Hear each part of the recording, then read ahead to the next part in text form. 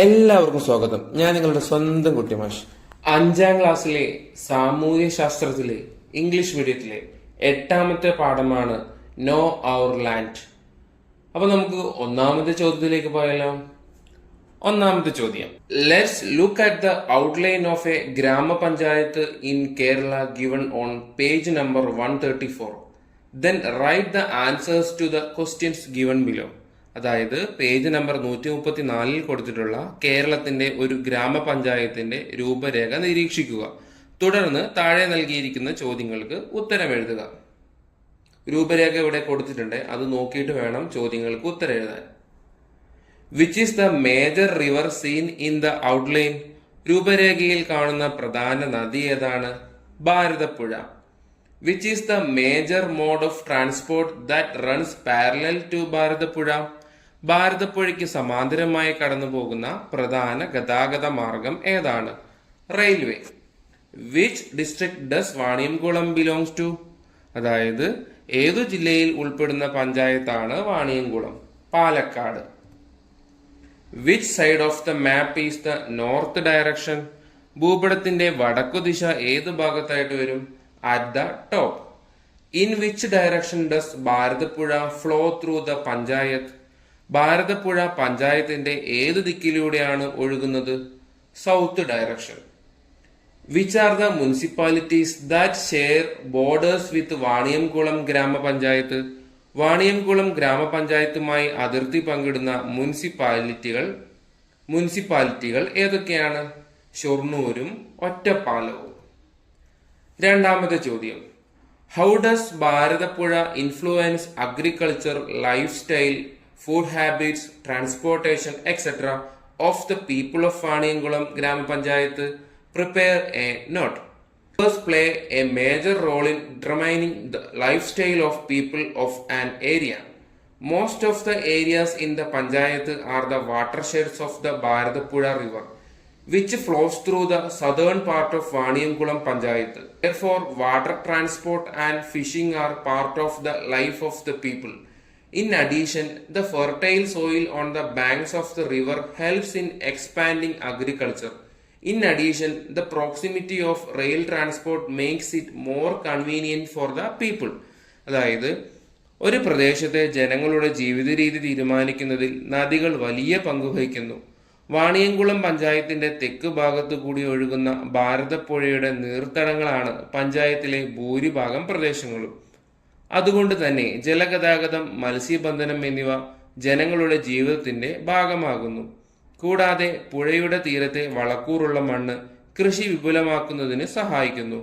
കൂടാതെ റെയിൽ ഗതാഗതത്തിന്റെ സാമീപ്യം ജനങ്ങൾക്ക് കൂടുതൽ സൗകര്യപ്രദമായി മാറുന്നു. മൂന്നാമത്തെ ചോദ്യം, list out the various geographical features, various crops and occupations of the area wear you live in. നിങ്ങൾ താമസിക്കുന്ന പ്രദേശത്തിന്റെ ഭൂമിശാസ്ത്ര സവിശേഷതകൾ, അവിടുത്തെ വിവിധ കൃഷികൾ, തൊഴിലുകൾ എന്നിവ പട്ടികപ്പെടുത്തുക. ഒപ്പം പ്രാദേശിക ഭൂമിശാസ്ത്ര രേഖ തയ്യാറാക്കുക. A sample of a geographical map prepared by Alan is attached below. Alan തയ്യാറാക്കിയ ഭൂമിശാസ്ത്ര രേഖയുടെ ഒരു മാതൃക ചുവടെ ചേർക്കുന്നു. അപ്പൊ നിങ്ങൾ ഇത് തന്നെ നോക്കി എഴുതരുത്. നിങ്ങൾ നിങ്ങളുടെ പേരും നിങ്ങളുടെ സ്ഥലം ചിലപ്പോൾ തീരപ്രദേശമായിരിക്കും. അപ്പൊ നിങ്ങളുടെ സ്ഥലത്തിന്റെ പ്രത്യേകതകളാണ് എഴുതേണ്ടത്. അലന്റെ സ്ഥലത്തിന്റെ പ്രത്യേകതകളല്ല കേട്ടോ. ഇനിയിപ്പോൾ അലന്റെ പോലത്തെ സ്ഥലമാണ് നിങ്ങൾ താമസിയെങ്കിൽ നിങ്ങൾക്ക് ഡെഫിനറ്റ്ലി നിങ്ങൾക്ക് അതിലുള്ള കാര്യങ്ങൾ നോക്കി ഏകദേശം അതേപോലെയൊക്കെ എഴുതാം. My name is Alan. I live in the 5th ward of Malakkallu grama panchayat in Kasaragod district. എന്റെ പേര് അലൻ. ഞാൻ താമസിക്കുന്നത് കാസർഗോഡ് ജില്ലയിലെ മാലക്കല്ല് ഗ്രാമപഞ്ചായത്തിലെ 5ാം വാർഡിലാണ്. ജിയോഗ്രഫിക്കൽ ഫീച്ചേഴ്സ്, ഈ സ്ഥലത്തിന്റെ ജിയോഗ്രഫിക്കൽ ഫീച്ചേഴ്സ് ആണ് പറയുന്നത്. Our land is a hilly area. This is an area with mountains, flat areas, rivers and small streams. The soil here is very fertile. ഞങ്ങളുടെ നാട് ഒരു മലയോര പ്രദേശമാണ്. മലകളും നിരപ്പായ പ്രദേശങ്ങളും പുഴകളും ചെറിയ അരുവികളുമുള്ള പ്രദേശമാണിത്. നല്ല വളക്കൂറുള്ള മണ്ണാണ് ഇവിടെയുള്ളത്. Climate. This is an area that receives good rainfall during the monsoons. However, some areas in the ward experience severe water shortages during the summer months. മഴക്കാലത്ത് നന്നായി മഴ ലഭിക്കുന്ന പ്രദേശമാണിത്. എന്നിരുന്നാലും വേനൽക്കാലത്ത് വാർഡിലെ ചില പ്രദേശങ്ങളിൽ രൂക്ഷമായ ജലക്ഷാമം അനുഭവപ്പെടാറുണ്ട്. അടുത്തത് cultivations. Rubber, coconut, cashew nuts, banana, tubers, pepper, ginger etc. are the main crops. The biggest problem faced by the people in the agricultural sector is the presence of wild animals. Rubber, തെങ്ങ്, കശുവണ്ടി, വാഴ, കിഴങ്ങ് വർഗ്ഗങ്ങൾ, കുരുമുളക്, ഇഞ്ചി തുടങ്ങിയവയാണ് ഇവിടുത്തെ പ്രധാന കൃഷികൾ. കാർഷിക മേഖലയിൽ ജനങ്ങൾ അനുഭവിക്കുന്ന ഏറ്റവും വലിയ പ്രശ്നം വന്യമൃഗങ്ങളുടെ സാന്നിധ്യമാണ്. Employments. Most of the people here are engaged in agriculture. Since there is a rubber plantation in this area, most of the people are employed in that area. There are people who work through the employment guarantee scheme. There is a cashew factory nearby where quite a few people work. ഇവിടെയുള്ള ജനങ്ങളിൽ അധികവും കാർഷിക വൃത്തി ചെയ്യുന്നു. ഈ മേഖലയിൽ rubber plantation ഉള്ളതുകൊണ്ട് ആ മേഖലയിൽ തൊഴിലെടുക്കുന്നവരുടെ എണ്ണം അധികമാണ്. തൊഴിലുറപ്പ് പദ്ധതിയിലൂടെ ജോലി ചെയ്യുന്നവരും ഇവിടെയുണ്ട്. ഇവിടെ അടുത്തൊരു കശുവണ്ടി ഫാക്ടറി ഉണ്ട്. അവിടെ കുറേയധികം ആളുകൾ ജോലി ചെയ്യുന്നു. അവസാനത്തെയാണ് transportation. People here mainly rely on the road for transportation. ഇവിടെ ഗതാഗതത്തിനായി റോഡ് മാർഗത്തെയാണ് പ്രധാനമായും ആളുകൾ ആശ്രയിക്കുന്നത്. ചോദ്യം, page number 136. A map which shows the physiography of Kerala is given. Observe the map and find the answers to the questions given below and write down. Page number 136 കേരളത്തിന്റെ ഭൂപ്രകൃതിയുടെ ഭൂപടം തന്നിട്ടുണ്ട്. ഭൂപടം നിരീക്ഷിച്ച് താഴെ തന്നിട്ടുള്ള ചോദ്യങ്ങളുടെ ഉത്തരങ്ങൾ കണ്ടെത്തി എഴുതുക. Which are the 3 geographical divisions of Kerala? Midland, Highland, Coastal area. What is the altitude of each physiographic division from the sea level? ഓരോ ഭൂപ്രകൃതി വിഭാഗത്തിന്റെയും സമുദ്രനിരപ്പിൽ നിന്നുള്ള ഉയരം എത്രയാണെന്നാണ് ചോദിക്കുന്നത്. Coastal region below 7.5 meters, Midland between 7.5 meters and 75 meters, Highland above 75 meters. Which physiographical division of Kerala is adjacent to the Lakshadweep Sea? അതായത് ലക്ഷദ്വീപ് കടലിനോട് ചേർന്ന് കിടക്കുന്ന ഭൂപ്രകൃതി വിഭാഗം ഏതാണ്? Coastal region. Which physiographic division of Kerala lies along the state borders of Tamil Nadu and Karnataka? ഏത് വിഭാഗമാണ് തമിഴ്നാട്, കർണാടകം എന്നീ സംസ്ഥാന അതിർത്തികളോട് ചേർന്ന് സ്ഥിതി ചെയ്യുന്ന കേരളത്തിന്റെ ഭൂപ്രകൃതി വിഭാഗം ഏതാണെന്നാണ് ചോദിക്കുന്നത്. Highland. From which physiographic division do all 44 rivers of Kerala originate? കേരളത്തിലെ 44 നദികളും എവിടെ നിന്നാണ് ഉത്ഭവിക്കുന്നത്? ഹൈലാൻഡ്. ആറാമത്തെ ചോദ്യം, which physiographic division is located near the hillocks, valleys and river banks? ചെറു കുന്നുകളും താഴ്വരകളും നദികളും നദീതടങ്ങളും ഒക്കെയുള്ള ഭൂപ്രകൃതി വിഭാഗം ഏതാണ്? ഇടനാട്. Which physiographic division of Kerala is Which physiographic division of Kerala is adjacent to the Lakshadweep Sea? നമ്മൾ നേരത്തെ പറഞ്ഞല്ലേ, കോസ്റ്റൽ റീജിയൻ. എട്ടാമത്തെ ചോദ്യം, The political map of Kerala is given on page number 137. Observe the map and answer the following questions. Page number 137 നൽകിയിരിക്കുന്ന കേരളത്തിന്റെ രാഷ്ട്രീയ ഭൂപടം നിരീക്ഷിച്ച് താഴെ പറയുന്ന ചോദ്യങ്ങൾക്ക് ഉത്തരം എഴുതുക. Which are the physiographic divisions consisting of each district? ഓരോ ജില്ലയിലും ഉൾപ്പെടുന്ന ഭൂപ്രകൃതി വിഭാഗങ്ങൾ ഏതൊക്കെ? Coastal region, midland, highland. Which districts have coastal regions? അതായത് തീരപ്രദേശങ്ങളുള്ള ജില്ലകൾ ഏതൊക്കെ? Kasaragod, Kannur, Kozhikode, Malappuram, Thrissur, Ernakulam, Alappuzha, Kollam, Thiruvananthapuram. Which districts include all 3 physiographic categories? അതായത് കോസ്റ്റൽ റീജിയനും മിഡ്ലാൻഡും ഹൈലാൻഡും ഇത് മൂന്നുമുള്ള ഡിസ്ട്രിക്ട് ഏതൊക്കെയാണെന്നാണ് ചോദിക്കുന്നത്.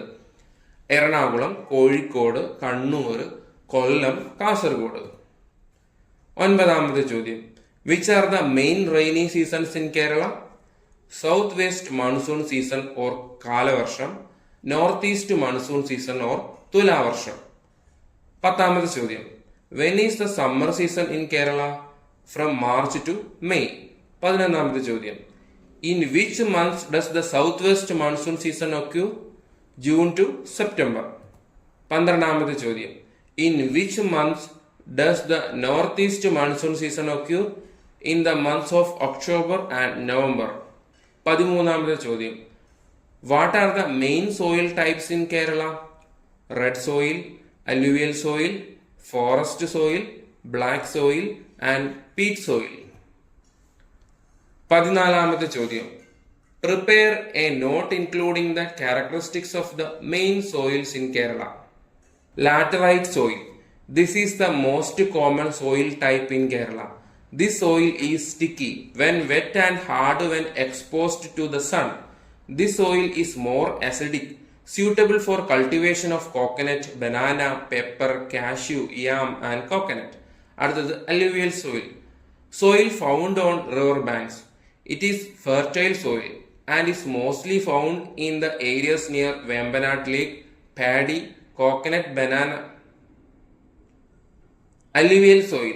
Soil found on river banks. It is fertile soil and is mostly found in the areas near Vembanad Lake. Paddy, coconut, banana and vegetables can be cultivated in alluvial soil. അടുത്തത് forest soil. 25% of the total land area of Kerala is forest soil. It contains acidic soil, organic matter and nitrogen. അടുത്തത് black soil. A type of soil found only in Chittoor Taluk of Palakkad district, Kerala. This soil expands when wet and cracks in the summer. Suitable for crops such as cotton, sugarcane and groundnut. അടുത്തത് red soil. It is mostly found in the coastal areas of Thiruvananthapuram and Neyatankara in Kerala. This soil is red in color due to the high iron content in this soil. Coconut, banana, pepper, cashew and vegetables can be cultivated in this soil. അടുത്തത് 15ാമത്തെ ചോദ്യം. Observe the pictures on page number 139. The pictures are of some situations that adversely affect the unique properties of the soil. Find more situations and list them. Page number 139 ചിത്രങ്ങൾ നിരീക്ഷിക്കുക. മണ്ണിന്റെ തനത് സവിശേഷതകളെ ദോഷകരമായി ബാധിക്കുന്ന ചില സന്ദർഭങ്ങളുടെ ചിത്രങ്ങളാണ് നൽകിയിരിക്കുന്നത്. കൂടുതൽ സന്ദർഭങ്ങൾ കണ്ടെത്തി പട്ടികപ്പെടുത്തുക. Excessive use of fertilisers and pesticides. അമിത രാസവള കീടനാശിനി പ്രയോഗം. Excessive impact of waste including plastic. Plastic ഉൾപ്പെടെയുള്ള മാലിന്യങ്ങളുടെ അമിതമായ സ്വാധീനം. Unscientific mining activities. അശാസ്ത്രീയമായ ഖനന പ്രവർത്തനങ്ങൾ. Unscientific agricultural practices. അശാസ്ത്രീയമായ കാർഷിക പ്രവർത്തനങ്ങൾ. Unscientific human constructions. അശാസ്ത്രീയമായ മനുഷ്യ നിർമ്മിതികൾ. ഡിഫോറസ്റ്റേഷൻ, അതായത് വനനശീകരണം. 16ാമത്തെ ചോദ്യം. Observe the pictures of soil conservation methods on page number 140. What methods can be adopted for soil conservation? Page number 140 മണ്ണ് സംരക്ഷണ മാർഗങ്ങളുടെ ചിത്രങ്ങൾ നിരീക്ഷിക്കുക. മണ്ണ് സംരക്ഷണത്തിന് എന്തൊക്കെ മാർഗങ്ങൾ സ്വീകരിക്കാം? Expansion of mangrove forest. കണ്ടൽ കാടുകളുടെ വിപുലീകരണം. Use of coir geotextiles. കയർ ഭൂവസ്ത്രം ഉപയോഗിക്കുക. Construction of stone wall fence. കല്ലു കയ്യാലകളുടെ നിർമ്മാണം. Terrace farming. തട്ടുതിരിച്ചുള്ള കൃഷി സമ്പ്രദായം. Construction of embankments in coastal areas. തീരപ്രദേശങ്ങളിലെ പുലിമുട്ട് നിർമ്മാണം. 17ാമത്തെ ചോദ്യം. Which day is observed as the World Soil Conservation Day by United Nations? December 5th. 18ാമത്തെ ചോദ്യം. What are the important sources of water in Kerala? കേരളത്തിലെ പ്രധാന ജലസ്രോതസ്സുകൾ ഏതൊക്കെയാണ്? Wells, reverse, springs, ponds, tube wells, lakes. How many rivers are there in Kerala? 44. 3 rivers flow eastwards and 41 rivers flow westwards. Which rivers flow eastwards? Kabani, Bhavani, Pambar. 21ാമത്തെ ചോദ്യം. Find and list ways to conserve water. ജലസംരക്ഷണത്തിനുള്ള മാർഗങ്ങൾ കണ്ടെത്തി പട്ടികപ്പെടുത്തുക. Use water judiciously without wasting it. ജലം കൃത്യമായി പാഴാക്കാതെ ഉപയോഗിക്കുക. Use water only as required and close water taps. ആവശ്യത്തിന് മാത്രം ജലം ഉപയോഗിക്കുകയും വാട്ടർ ടാപ്പുകൾ ഉപയോഗശേഷം പൂട്ടുകയും ചെയ്യുക. Build rain gutters so that the water falling on the ground does not flow away quickly and goes into the soil. മണ്ണിൽ വീഴുന്ന ജലം പെട്ടെന്ന് ഒഴുകിപ്പോകാതെ മണ്ണിലേക്ക് ഇറങ്ങുന്നതിന് ആവശ്യമായ മഴക്കുഴികൾ നിർമ്മിക്കുക. Build rain water tanks. മഴവെള്ള സംഭരണികൾ നിർമ്മിക്കുക. Build dams in the fields to stop the water flowing away. ഒഴുകിപ്പോകുന്ന വെള്ളം തടഞ്ഞു നിർത്തുന്നതിന് പറമ്പിൽ തടയണകൾ നിർമ്മിക്കുക. Plant trees. മരങ്ങൾ വെച്ചുപിടിപ്പിക്കുക. 22ാമത്തെ ചോദ്യം. Under what conditions do water sources become polluted? Water bodies are one of the areas most affected by pollution. Many people see water bodies as a place to throw their waste. Throwing organic and inorganic waste into streams and rivers without scientific treatment is becoming a regular sight. In addition, there is a situation where liquid waste and toilet waste are directly dumped into water bodies, including from many industries and houses. We need to stop such trends ourselves and organize awareness program against it. Along with this, the discharge of liquid waste containing chemicals from large industrial plants into nearby rivers and road is another phase of pollution. Such institutions need to be properly inspected and steps taken. മലിനീകരണം ഏറ്റവും കൂടുതൽ ബാധിച്ചിട്ടുള്ള ഒരു മേഖലയാണ് ജലാശയങ്ങൾ. ഒട്ടനവധി ആളുകൾ തങ്ങളുടെ മാലിന്യങ്ങൾ വലിച്ചെറിയുന്നതിനുള്ള ഒരു സ്ഥലം എന്ന നിലയിൽ ജലാശയങ്ങളെ കാണുന്നുണ്ട്. ജൈവവും അജൈവവുമായ പാഴ്വസ്തുക്കൾ ശാസ്ത്രീയമായി സംസ്കരിക്കാതെ തോട്ടിലേക്കും നദികളിലേക്കും അരുവികളിലേക്കും വലിച്ചെറിയുന്നത് സ്ഥിരം കാഴ്ചയായി മാറിക്കൊണ്ടിരിക്കുന്നു. ഇതുകൂടാതെ പല സ്ഥാപനങ്ങളിൽ നിന്നും വീടുകളിൽ നിന്നും ഉൾപ്പെടെ ദ്രവമാലിന്യവും കക്കൂസ് മാലിന്യവും നേരിട്ട് ജലാശയത്തിലേക്ക് നിക്ഷേപിക്കുന്ന സാഹചര്യവും നിലവിലുണ്ട്. ഇത്തരം പ്രവണതകൾ നാം സ്വയം അവസാനിപ്പിക്കേണ്ടതും അതിനെതിരെയുള്ള ബോധവൽക്കരണ പരിപാടികൾ സംഘടിപ്പിക്കേണ്ടതുമാണ്. അതോടൊപ്പം തന്നെ വൻകിട വ്യവസായശാലകളിൽ നിന്നുമുള്ള കെമിക്കലുകൾ ഉൾപ്പെടുന്ന ദ്രവമാലിന്യം സമീപത്തുള്ള നദികളിലേക്കും റോഡുകളിലേക്കും പുറന്തള്ളുന്നതും മലിനീകരണത്തിന്റെ മറ്റൊരു മുഖമാണ്. ഇത്തരം സ്ഥാപനങ്ങളിൽ കൃത്യമായി പരിശോധന നടത്തി നടപടികൾ സ്വീകരിക്കേണ്ടതുണ്ട്. 23ാമത്തെ ചോദ്യം. Prepare placards with water conservation messages. Don't forget to include the messages below. Without water, we are nothing. We can sit, lay down and let the flowing water go into the soil. Dams and rain cisterns are ways of water conservation. A recharge pit along with a will. നിങ്ങൾക്ക് ഈ dialogues ഒക്കെ നിങ്ങൾ തയ്യാറാക്കുന്ന പ്ലക്കാർഡിൽ ഉൾപ്പെടുത്താവുന്നതാണ്. 25ാമത്തെ ചോദ്യം. Crop diversity of Kerala. Find out which crops are shown in the picture given on page number 142 and identify the physiological divisions in which each of these crops are cultivated. Page number 142 നൽകിയിരിക്കുന്ന ചിത്രത്തിൽ നൽകിയിട്ടുള്ള വിളകൾ ഏതൊക്കെയാണെന്നും അത് ഏതുതരം ഭൂപ്രകൃതിയിൽ കൃഷി ചെയ്യുന്നു എന്നും കണ്ടെത്തി എഴുതുക. The crops mentioned are paddy, rubber, coconut and tea. The agricultural crops of each region is related to its physiography and climate. Paddy cultivation is usually found near the coastal area. This requires sufficient water availability, while crops like coconut and rubber are more commonly found in the midland areas. Paddy cultivation is also being done in areas where there is water availability in the inland areas. അതായത് ഇവിടെ സൂചിപ്പിച്ചിട്ടുള്ളത് നെല്ല്, rubber, തെങ്ങ്, തേയില എന്നീ വിളകളാണ്. ഓരോ ഭൂപ്രകൃതിയുടെയും സവിശേഷതകൾക്കനുസരിച്ചാണ് അവിടുത്തെ കാർഷിക വിളകൾ ഏതെന്ന് തീരുമാനിക്കപ്പെടുന്നത്. നെൽകൃഷി സാധാരണയായി തീരപ്രദേശത്തോട് ചേർന്നാണ് കാണുന്നത്. ഇതിന് മതിയായ ജലസാന്നിധ്യം ആവശ്യമാണ്. അതേസമയം തെങ്ങ്, റബ്ബർ തുടങ്ങിയ വിളകൾ ഇടനാട് പ്രദേശത്താണ് കൂടുതലായി കണ്ടുവരുന്നത്. ഇടനാട് പ്രദേശത്ത് ജലസാന്നിധ്യമുള്ള മേഖലകളിലും നെൽകൃഷി ചെയ്തു വരുന്നുണ്ട്.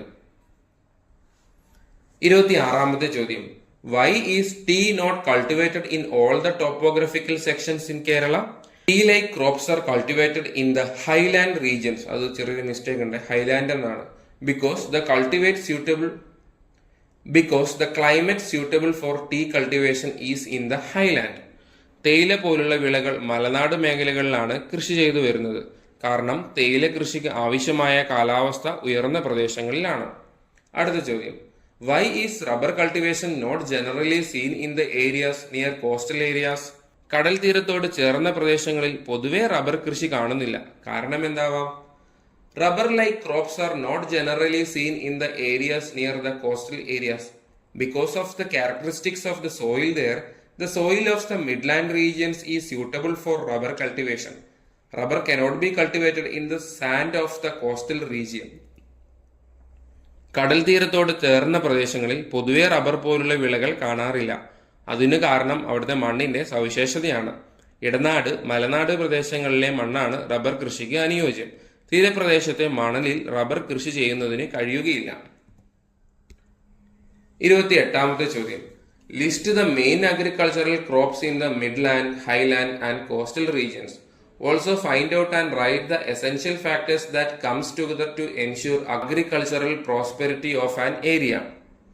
മലനാട്, ഇടനാട്, തീരപ്രദേശം എന്നിവിടങ്ങളിലെ പ്രധാന കാർഷിക വിളകൾ പട്ടികപ്പെടുത്തുക. അതോടൊപ്പം ഒരു പ്രദേശത്ത് കാർഷിക സമൃദ്ധി ഉണ്ടാകണമെങ്കിൽ എന്തെല്ലാം ഘടകങ്ങൾ ഒത്തുചേരണമെന്നും കണ്ടെത്തി എഴുതുക.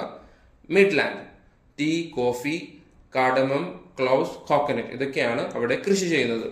Highland, rubber, coconut, coffee, rice. Coastal region, coconut, rice, sesame, tubers. Factors for agricultural prosperity: fertile soil, high quality seeds, human resources, affordable climate, irrigation facilities, modern technology. 29ാമത്തെ ചോദ്യം, find festivals related to weather and topography. Onam, Vishu, Pongal, boat race, Kalapoottu competition, Niraputhari. 30ാമത്തെ ചോദ്യം, what are the employment sectors related to agriculture? കൃഷിയുമായി ബന്ധപ്പെട്ട തൊഴിൽ മേഖലകൾ ഏതൊക്കെയാണെന്നാണ് ചോദ്യം.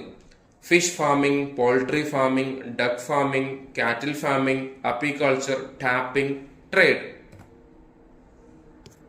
31ാമത്തെ ചോദ്യം, list out in which physiographic divisions of Kerala each employment mentioned in the pictures on page 144 can be found mainly. Page 144 ചിത്രങ്ങളിൽ സൂചിപ്പിച്ചിരിക്കുന്ന ഓരോ തൊഴിലും കേരളത്തിലെ ഏതേത് ഭൂപ്രകൃതി വിഭാഗങ്ങളിലാണ് മുഖ്യമായും കാണാൻ കഴിയുക എന്ന് പട്ടികപ്പെടുത്തുക. മിഡ്ലാൻഡിലുള്ള ഏതൊക്കെ തൊഴിൽ മേഖലകളാണ്?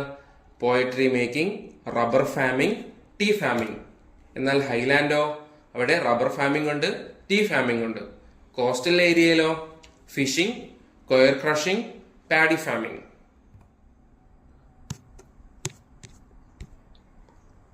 അടുത്ത ചോദ്യം, investigate and prepare a note on the changes brought about by modern technology in agricultural and traditional occupations.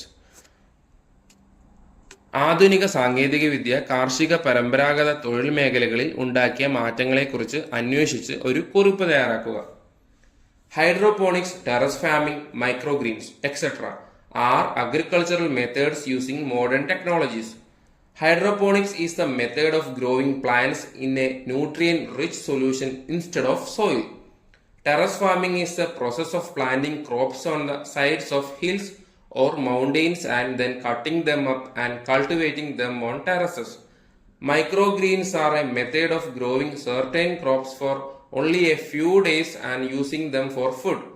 Varieties such as red spinach, green spinach, mustard, coriander, fenugreek, etc. can be grown in this way. Hydroponic, terrace farming, microgreen തുടങ്ങിയവയാണ് ആധുനിക സാങ്കേതിക വിദ്യകൾ ഉപയോഗിച്ചുള്ള കാർഷിക മാർഗങ്ങൾ. മണ്ണിലല്ലാതെ പോഷകങ്ങൾ അടങ്ങിയ ലായനിയിൽ സസ്യങ്ങളെ വളർത്തിയെടുക്കുന്ന രീതിയെ ഹൈഡ്രോപോണിക്സ് എന്ന് പറയുന്നു. കുന്നുകളുടെയോ മലകളുടെയോ വശങ്ങളിൽ വിളകൾ നട്ടുപിടിപ്പിച്ച് അവ പിന്നീട് കൊത്തിയെടുത്ത് ടെറസിൽ കൃഷി ചെയ്യുന്ന പ്രക്രിയയാണ് ടെറസ് ഫാമിംഗ്. ചില പ്രത്യേക വിളകളെ ഏതാനും നാളുകൾ മാത്രം വളർത്തിയെടുത്ത് ഭക്ഷണത്തിന് ഉപയോഗിക്കുന്ന രീതിയാണ് മൈക്രോഗ്രീൻ. ചുവന്ന ചീര, പച്ചച്ചീര, കടുക്, മല്ലി, ഉലുവ തുടങ്ങിയ ഇനങ്ങൾ ഇത്തരത്തിൽ വളർത്തിയെടുക്കാം. അടുത്ത ചോദ്യം, observe the pictures on page number 145 and what are the natural disasters.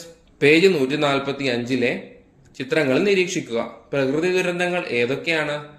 Cyclone, forest fire, earth cake, land slide, flood, tsunami. ഈ വീഡിയോ ഇഷ്ടമായെങ്കിൽ ലൈക്ക് ചെയ്യുക, ഷെയർ ചെയ്യുക. ചാനൽ സബ്സ്ക്രൈബ് ചെയ്യാൻ മറക്കില്ലല്ലോ അല്ലേ? താങ്ക്